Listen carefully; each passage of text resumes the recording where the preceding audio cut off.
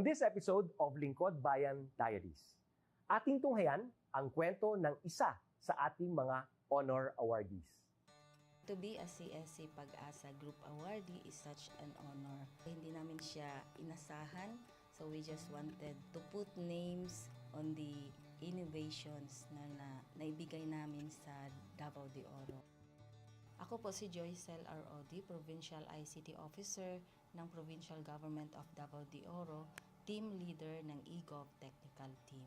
I'm George Danhil M. Duran, Computer Programmer 3. Ako po si Mr. Wilfredo M. Galagala, Information Technology Officer 2. Ako po si Antonio Isimini, Information Technology Officer 2. Ako po si Antonio Salarda Jr., Computer Maintenance Technologist 2.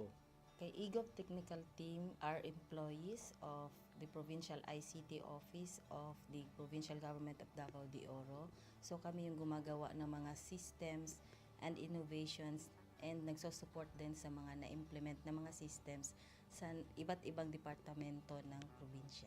Marami kaming projects, actually our systems number up to 40. Especially during the pandemic, so doon talaga nakita on how useful ICT was. During that time, challenge talaga yung team to produce projects to sustain yung online na operations.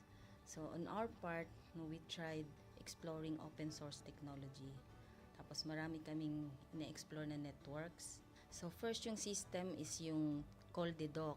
It's a teleconsulting system na na-implement during the COVID. When the OPD services, yung outpatient department services were stopped, nag-resort to teleconsulting. Another project mentioned is yung COVID testing information system. So just like any typical molecular laboratory na systems, ito ay data bank ng mga specimens na tinitest, tapos nagbibigay yung system ng result ng mga test. During pandemic, nagamit talaga siya kasi kailangan validated yung result, so QR coded yung aming test result. Isang very challenging project namin is yung household profiling and needs assessment. So kailangan merong list ng mga possible recipients ng bigas, and then wala kaming updated list nun. So, kailangan in 1 month's time makaproduce kami ng system kasi magro-roll out ng survey sa buong probinsya. Nag-try akong mag-tap sa isang UN organization, yung UNDP. Tapos, nag-request ako kung pwede ba kaming turuan on how to do survey using Kobo Collect. And we were blessed, kahit wala kaming formal agreement, no monetary considerations, tinuruan nila kami. And in 1 month's time, na-produce namin yung app. And then after that, dire-diretso na po. Hindi rin namin ma-imagine na in 6 months' time, nakandak yung survey using employees only of the provincial government. So nakamobilize kami ng mga 200 plus enumerators. Talagang nilibot yung entire province, 236 barangays, bahay-bahay yan. Tapos nakuha namin yung data with maps. Na mapping namin yung mga households. So I'm very appreciated po yung output ng systems. Kami nasa LGU, na-feel namin yung need na dapat ma-institutionalize yung ICT departments. Nasa digital age na tayo, so hindi pwedeng hindi tayo upgrade or mag-adapt ng ICT. So basically yung ICT, nagagamit siya para ma-optimize yung ating mga processes. Aside from that, yung interconnectivity, interoperability ng different offices, napapadali yun through ICT. So, talagang dapat i-leverage yung ICT ng any organization, not just the government. Kung mapansin nyo, lahat ng developed countries is naka-leverage talaga sila sa ICT. Maraming magaling sa Philippines, medyo may problema lang tayo dun sa interconnectivity and interoperability kasi parang nangyari, parang kanya-kanya yung mga LGUs, kanya-kanyang innovations. And if you can see from the national, paiba-iba yung mga systems hanggang dun sa baba. So, yun din isa sa panawagan namin, sana magkaroon ng uniform na standards and protocols in developing systems para hindi masayang yung mga efforts ng mga nasa baba. Okay, my message to my fellow public servants, so let us continue to be a gift. Di ba, pag gift ka, maganda ka, mapapasaya mo yung recipient, kay magiging useful ka sa recipient. So, isa lang yun sa palagi kong isinasa puso, no? Continue to adapt to the change, especially in ICT innovation. Even though marami tayong challenges na related to it, just continue to adapt to the ever-changing progress in technology. Kaya ang masabi ko lang sa mga kawani ng gobyerno, kung trabaho tayo, gawin natin talaga yung nasa puso natin. Gawin mo lang ang dapat mong gawin upang kung ano mang gusto mong maitulong para sa bayan. Na patuloy lang natin ang ating mga mabubuting gawain sa gobyerno para sa ating mga kababayang Pilipino. Kami ang EGOV Technical Team ng Davao de Oro at ito ang aming kwentong lingkod bayani.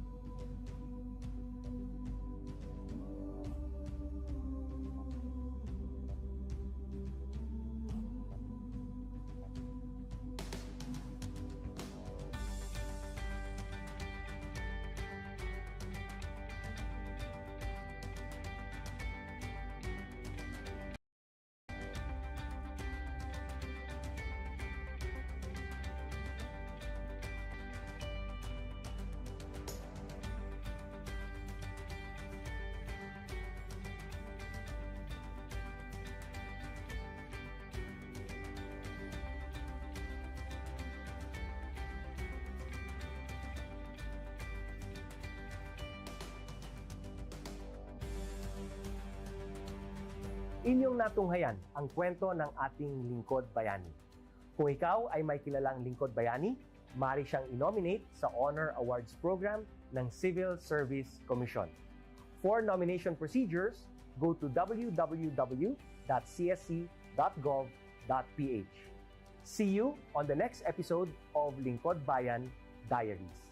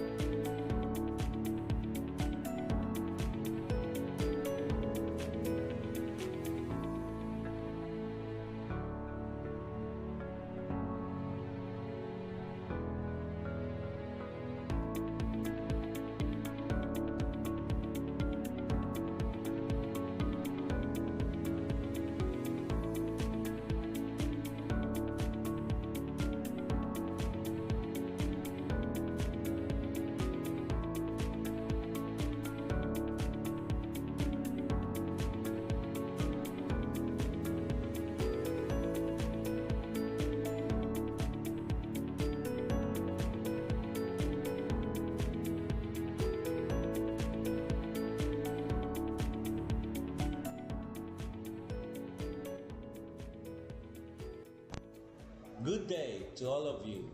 On behalf of the University Registrar's Office, I welcome everyone warmly. As the head of this esteemed institution, I am privileged to introduce our office and share the valuable services we provide. The University Registrar's Office serves as the administrative heart of our university, functioning as a central hub for academic records, student enrollment, and course registration. We are dedicated to supporting the success of our students and personnel by ensuring the smooth operation of all educational processes.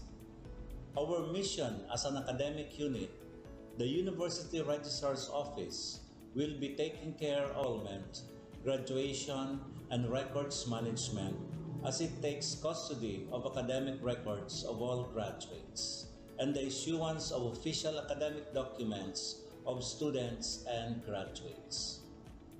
Whether you are a current student, a prospective applicant, a faculty member, or an alumnus, our dedicated team is here to assist you.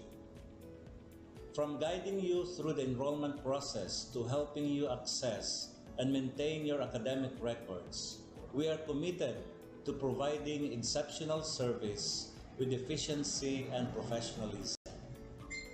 In addition to our core responsibilities, we are continually strive to improve services by embracing technological advancements and streamlining our operations. We aim to enhance accessibility, transparency, and convenience for all clients, allowing you to focus on what matters most, your education and intellectual growth. As University Registrar, I am honored to lead a team of talented professionals passionate about supporting your academic journey. We understand the challenges and aspirations of higher education and are dedicated to serving as your trusted partner throughout your time at our university. In closing, I extend my heartfelt welcome once again. The University Registrar's Office is here to assist, inspire, and empower you as you embark on your intellectual endeavors.